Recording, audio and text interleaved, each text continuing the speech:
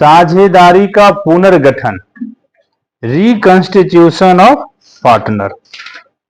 पुनर्गठन यानी गठन था, निर्माण पहले से था, उसको फिर से निर्मित कर रहे हैं।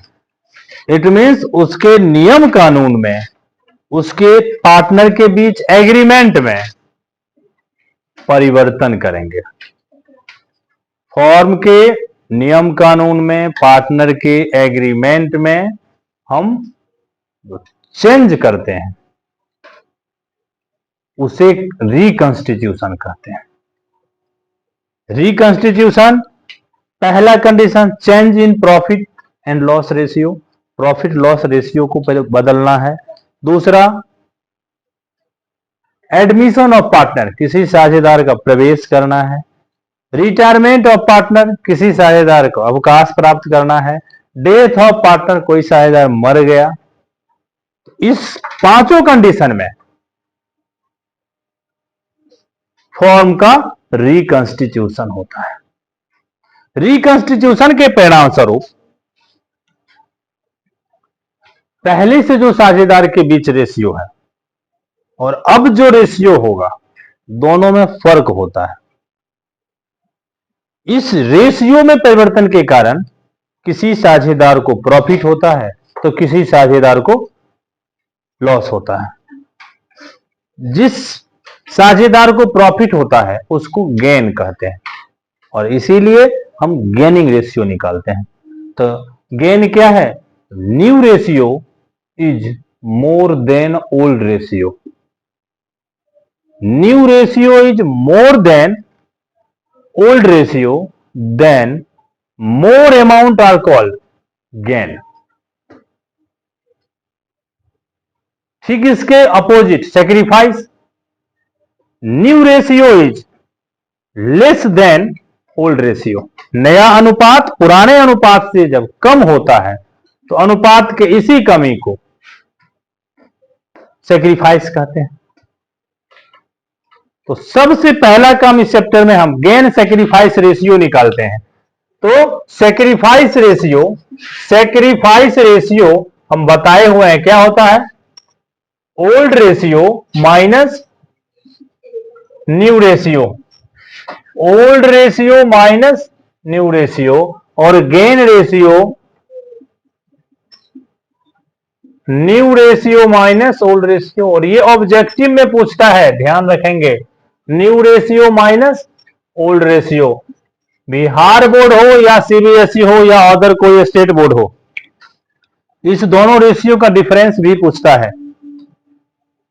सेक्रीफाइस रेशियो और गेन रेशियो का डिफरेंस करें, कोई 2 टॉपिक बताएं, कोई 3 टॉपिक बताएं, ऐसे पूछता है। ठीक है, या फिर वो सिचुएशन बताएं जब साझेदार को गेन सेक्रीफाइस होता है। तो वो सिचुएशन क्या है? पार्टनरशिप फॉर्म का रिकंस्टिट्यूशन। रिकंस्टिट्यूशन के परिणाम स्वरूप ही ना गेन सेक्रीफाइस होता है। तो वह कौन सा सिचुएशन है जिसके परिणाम स्वरूप गेन और सेक्रीफाइस का केस उत्पन्न होता है? तो वो क्या हो जाएगा? रिकंस्टिट्यूशन। अब रिकंस्टिट्यूशन में क्या क्या होता है? Profit change, admission, retirement, death, ये सब कंडीशन है जिसमें हम साझेदार के अनुपात बदलता है, अनुपात बदलने से गेन सेक्रीफाइस का स्थिति उत्पन्न होता है। ठीक है, तो निकालते हैं हम इस सूत्र से। अब सवाल बनाते समय हम क्वेश्चन जब चैप्टर कर भी रहे थे तो बताए हैं कि सपोज करें कि पार्टनर